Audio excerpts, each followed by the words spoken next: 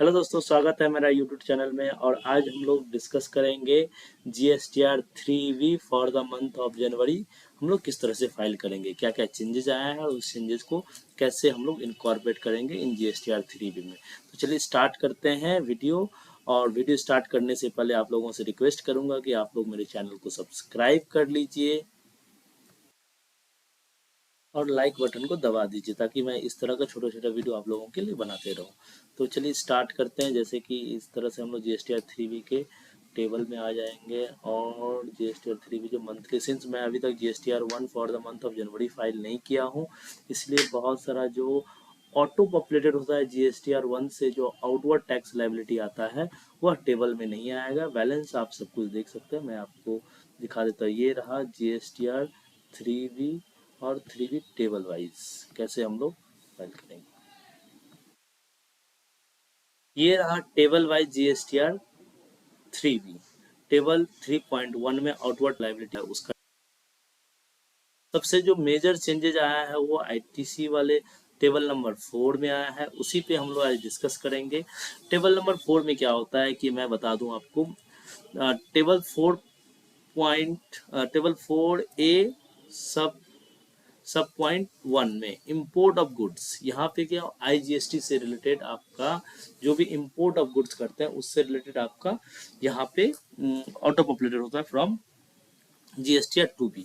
Some of the cases में ऐसा होता है कि जहाँ पे बिल ऑफ एंट्री का जो डिटेल रहता है वो 2B में रिफ्लेक्ट नहीं करता है, तो उसके चलते यहाँ पे ऑटो पॉपुलेटेड नहीं होता है। तो आपके लिए यहाँ पे ऑप्शन क्या है, जो भी इंपोर्ट ऑफ गुड्स का बिल ऑफ एंट्री का डिटेल ऑटो पॉपुलेटेड इन 2B में नहीं हो रहा है और उसी से या उसी से 3B में जो ऑटो पॉपुलेटेड ITC होना चाहिए वो नहीं आ रहा है, तो you should raise a grievance on GST portal or you may also check the same in IceGate portal so that you are able to take the credit.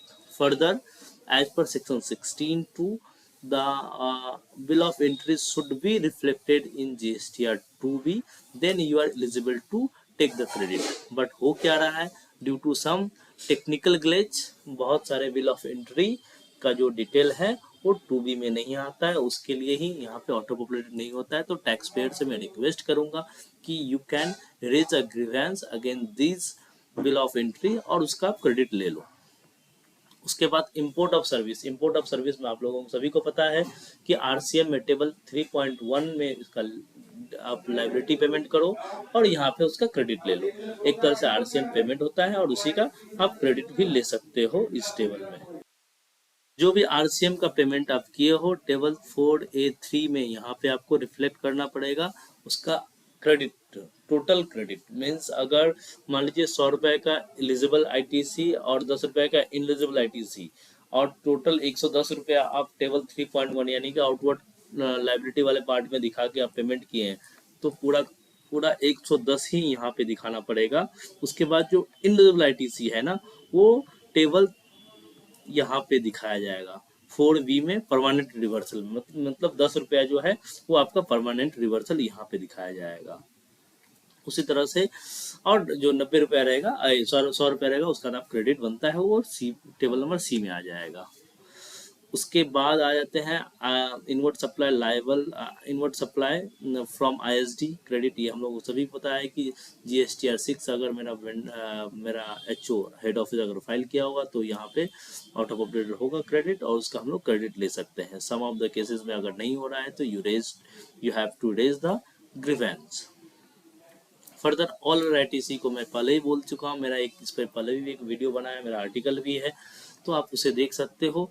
All other ITC का सबसे important है जितना भी आपका current month में ITC है। अगर मान लो करंट मंथ में यहाँ पे अगर 100 रुपया है और प्रीवियस मंथ के 2B में 100 रुपया था जिसका कि आप क्रेडिट अभी तक नहीं लिए हो, यानी कि लास्ट मंथ में आप टेम्पोररी रिवर्सल में दिखा चुके हो, मान लो कि वो 20 रुपये का फिगर था, तो करंट मंथ का यहाँ पे 10 रुपया ऑटो पॉपुलेटेड होगा। 20 रुपया ऐसा जो कि लास्ट मंथ के 2B में दिख रहा था और उसको आप टेम्पोररी रिवर्सल में दिखाए थे, यानी कि यहाँ पे उसको आप यहाँ पे ऐड करोगे तो यहाँ पे 120 हो जाएगा। इस मंथ का आपका पूरा का पूरा मैच कर रहा है, 120 का क्रेडिट आ जाएगा। हम एक बार एज्यूम करते हैं कि आपका टेम्पोररी और परमानेंट रिवर्सल में कुछ नहीं आएगा तो इस मंथ में क्रेडिट ले लिया जाएगा। सबसे बड़ा प्रॉब्लम है। ऑल अदर आईटीसी को ही देखना आप, ये हमेशा ध्यान रखो, यहाँ पे जो ऑटो पॉपुलेटेड रहता है उस फिगर को छेड़छाड़ मत करो।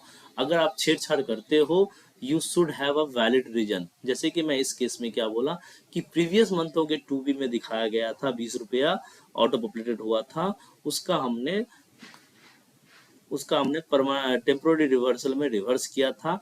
नाउ हम लोग रिक्लेम कर रहे हैं टेबल नंबर 4 पे। तो इसी हिसाब से देख, रिवर्सल वाले जो पार्ट है टेबल 4 बी में हम लोग टेम्पोररी रिवर्सल और परमानेंट रिवर्सल में जो प्रीवियस एग्जांपल था हम लोगों का, प्रीवियस एग्जाम्पल में जो 10 रुपया इनेजिबल आईटीसी था वो यहाँ पे हम लोग दिखाएंगे and then balance temporary reversal में आ जाएगा। समहाउ नेक्स्ट जो नेट आईटीसी अवेलेबल रहेगा वो टेबल 4C में आ जाएगा। और जैसे कि जो भी क्रेडिट आप रिक्लेम कर रहे हो, इसी एग्जांपल में मैंने 20 रुपया दिखाया था कि यहाँ पे हम लोग रिक्लेम करेंगे जो कि प्रीवियस मंथ को 2B में दिख गया था और उसको हमने टेम्पोररी रिवर्सल किया, अभी वो रिक्लेम हो रहा है तो it should be reflect hair.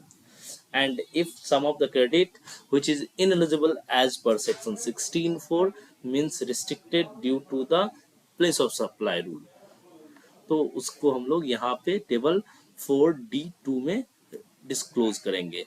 Then now हम लोग का ये टेबल नंबर 4 कवर हो गया। Now we are coming to next table. तो टेबल नंबर 4 हम लोग देख लिए। टेबल नंबर 5 में एग्जेम्प्टेड, निलेटेड और non GST supply, it should be reflected inward supply not the outward. Okay, so जो भी है आपका एग्जेम्प्टेड सप्लाई से रिलेटेड यहाँ पे डिस्क्लोज किया जाएगा, inward supply not outward supply. Similarly interest, अगर लेट फीस अगर कुछ रहता है तो अभी तो पोर्टल पे इंटरेस्ट आपका ऑटो पॉपुलेटेड होने लग गया है, तो ये यहाँ पे हम लोग डिस्क्लोज इसको कर सकते हैं। पेमेंट का डिटेल यहाँ पे रहेगा। चलिए, थैंक यू।